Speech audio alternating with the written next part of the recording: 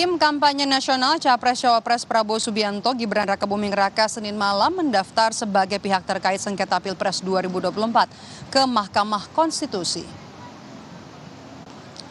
Pendaftaran dilakukan oleh tim pembela Prabowo Gibran yang diketuai Yusril Iza Mahendra. Selain Yusril, Wakil Ketua TKN yang juga advokat senior, Otto Hasibuan, dan juga tim ikut pendaftaran pihak terkait sengketa Pilpres 2024. Pengajuan pihak terkait masuk dalam tahapan sengketa Pilpres yang wajib didaftarkan.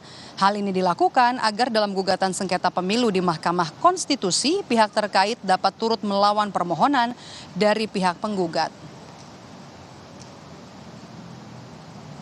Ada 45 orang anggota tim pembela Prabowo Gibran pada malam hari ini telah menyerahkan surat permohonan untuk menjadi pihak terkait dalam dua perkara yang diajukan ke Mahkamah Konstitusi. Pertama adalah perkara yang diajukan oleh Pak Anies Baswedan dan Pak Mohaimin Iskandar. Dan yang kedua adalah perkara yang diajukan oleh Pak Ganjar Pranowo dan Pak Mahfud MD.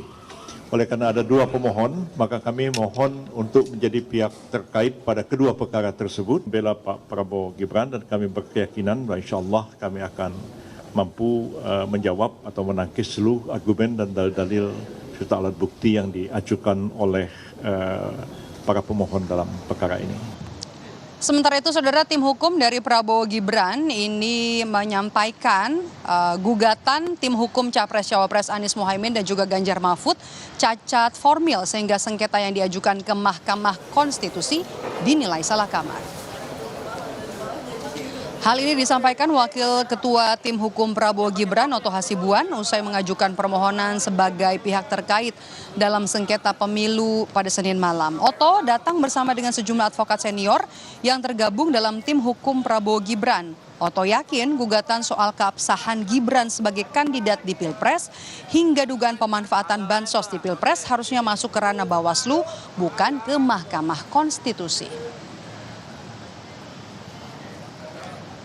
Sedangkan sekarang yang diajukan oleh pemohon adalah pelanggaran-pelanggaran, bansos lah, kecurangan lah, dan sebagainya yang dikatakan dipersoalkan tentang Gibran, dikatakan bahwa tidak memenuhi syarat untuk dicalonkan menjadi wakil presiden. Itu juga saya kira sudah gampang dipatahkan. Itu cacat formil, ya tegasnya memang itu adalah salah kamar.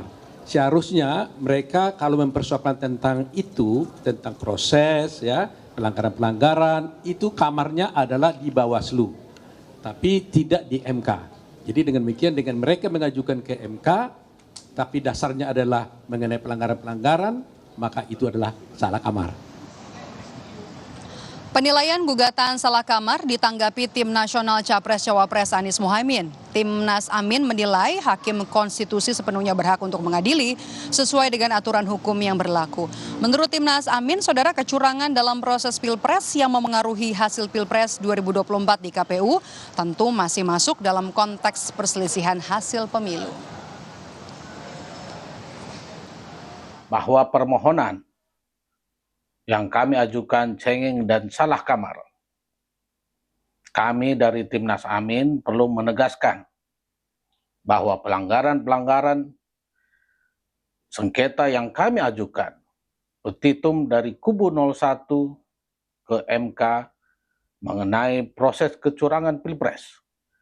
Sejak di MK, KPU, penggunaan PJ Kepala Daerah, aparat hukum, pengerahan aparat desa yang menyalahi undang-undang, dan penyalahgunaan bansos sampai proses pemungutan suara adalah perselisihan tentang hasil pemilu karena proses yang curang dan bermasalah. Etika dan abuse of power, kekuasaan tentunya akan mempengaruhi hasil akhir di TPS dan KPU.